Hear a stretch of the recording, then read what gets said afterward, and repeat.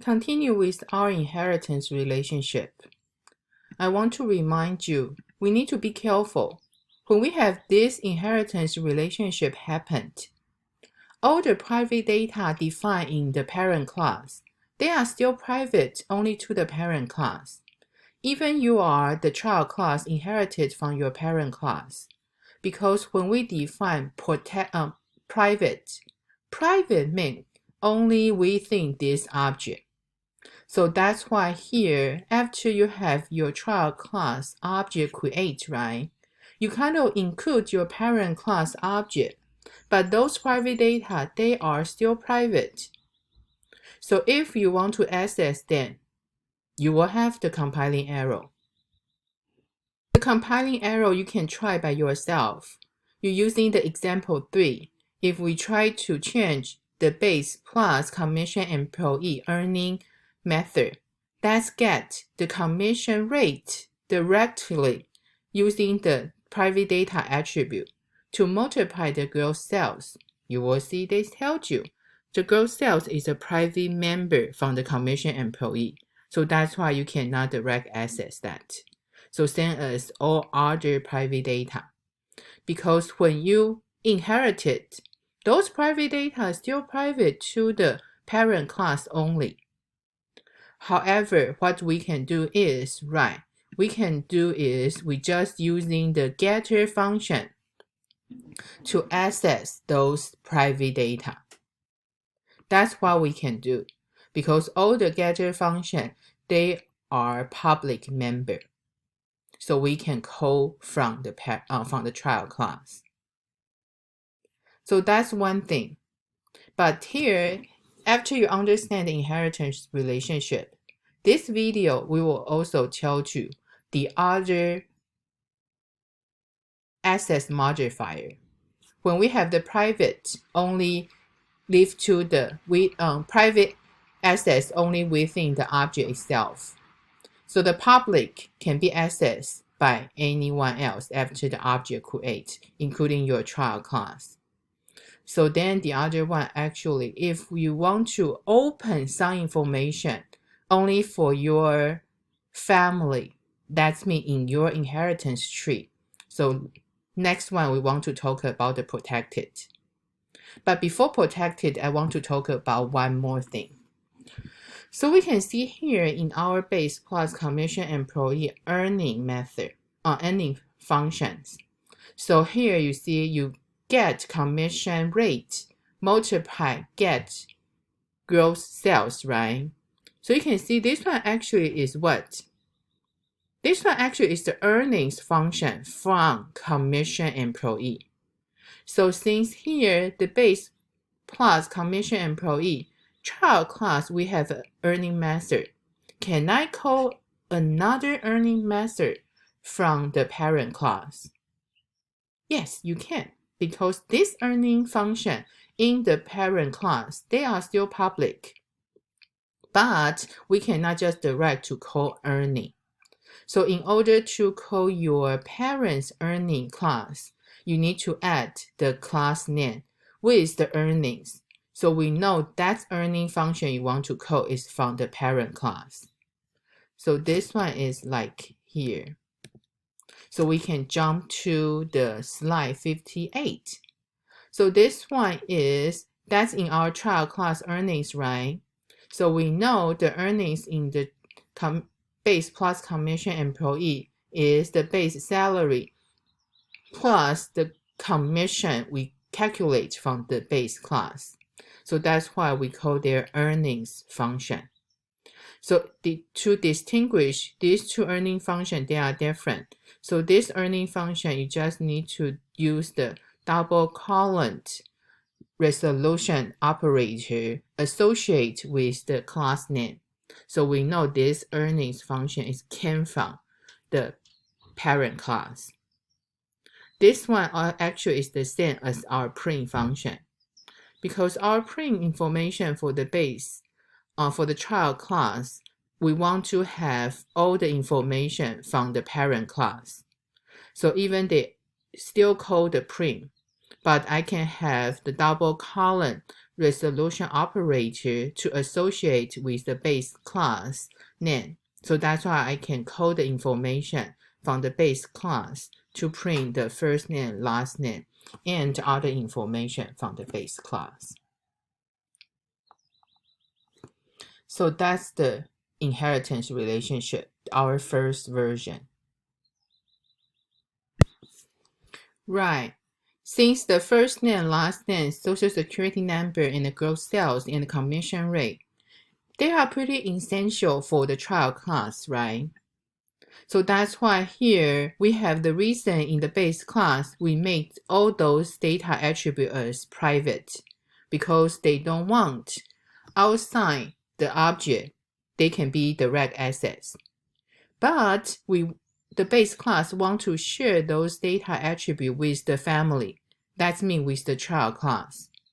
So we have the other access modifier we call protected. So instead to make those data attributes as private, to allow the child class can be accessed, we can change them all become protected. So the base class protected members actually can be accessed by the child class or the friend function. Okay, but here since we focus on inheritance relationship, we just say the protected member actually can be accessed by any class derived from this base class. That means all the child class can be accessed. So that will change our UML diagram a little bit more.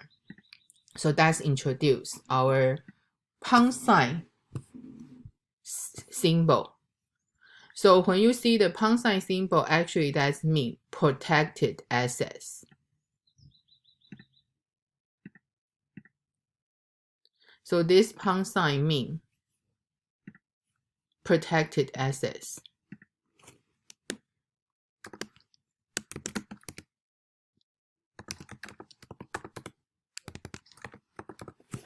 So after you change become protected access, so then here our base commission employee member function, okay, so they can access those protected member function. So you will see here they are still the same in our base plus commission employee. Nothing changed, but we're still using our inheritance relationship, but we make all our private data in the base class become protected. So how they will change our implementation. Okay, so that's why here we have our header file. Actually, we just need to change the header file for the base class. We all change become protected. So you need to change this one because by default they are private. So all those private data attribute you want to change to the protected, we just change to the protected keyword. Other than that, nothing changed from the base class. Those getter function, setter function, they are still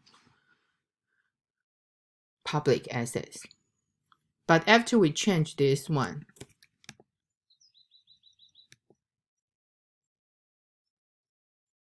our base plus commission employee change a little bit. So because after you do the inheritance relationship, in the header file, nothing changed. But in the CPP, how we will access those data in the function, we will change.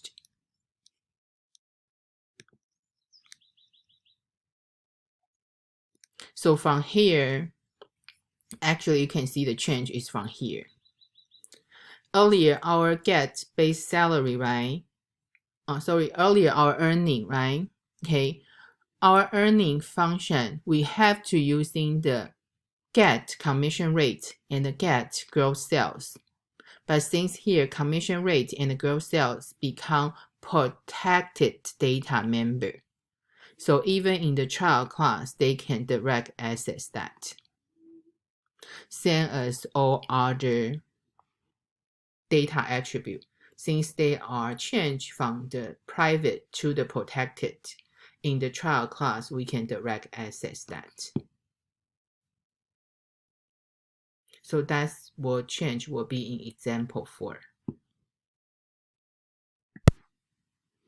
That's why here, if you try to run the CPP file for the driver program, we still have the same thing from example 2. When we create our trial class employee, so we have Captain Hook, that's the base plus commission employee. But here I just want to remind you, in line 17 to 18, after we done, total, how many objects created? So the answer actually is 2. Because one thing is, even you look like you only create child class object, right? But your parent class object will be created first. So that's why here, so even you only create one child class object in your main function, but one thing is you have total 2 objects create. Remember, your parent object create first, then the child class object. Good? Good. So the same thing. After we finish this program, right, your child class object will be destroyed, right? So the same thing, since you have 2 objects created, before your program finish, you have 2 objects removed from the memory. So which one first? So be careful here. Since you have parent class create first, then child class. So when the 2 objects being removed, so then actually right. So then they will follow. Which one create first? Actually, they being delete last. So here, when you have the before program finish, actually the destructor function being called, they will be the reverse order. Actually, the child class destructor function will be complete first, then your parent class destructor function. So this one, we didn't show the example in the lecture file, but this one you can be verified in our homework assignment. Because remember, we do have our account class from last week. In the destructor function and the constructor function, we print some information. So here I want to talk about when you have your inheritance relationship, the constructor function, the order to be called is your parent class constructor function will be complete first, then the child class. But when before the program finish, there will be the reverse order. So then actually your child class destructor function will be called first, then your parent class destructor function being called. And this one we will verify that in our homework assignment and the lab exercise. So that's we call the constructor code in the inheritance chain. So when we have the inheritance relationship, here we only show the parent class and the child class. But you need to think about sometimes your parents have grandparents. So that's why when we try to create a child class object, actually they start a chain of constructor code. The first beginning, we try to call the child class constructor. But inside here, you call your parent's class constructor. But if your parent class have their grandparents, so then the parent class will call the grandparents constructor. So that's what we call the constructor chain. When they do one by one, however, which one finish first? The last constructor, actually that means we say the ancestor. In the chain, actually they will be complete first. So then your grandparents constructor function finish, then your parent class constructor finish, then the child class constructor finish. So that's the constructor chain. So that's they follow the hierarchic. The orders will be created and the orders will be complete first, then the younger will finish last. That's the constructor chain. but the destructor chain actually will execute in the reverse order. That means your base class, child class will be deleted.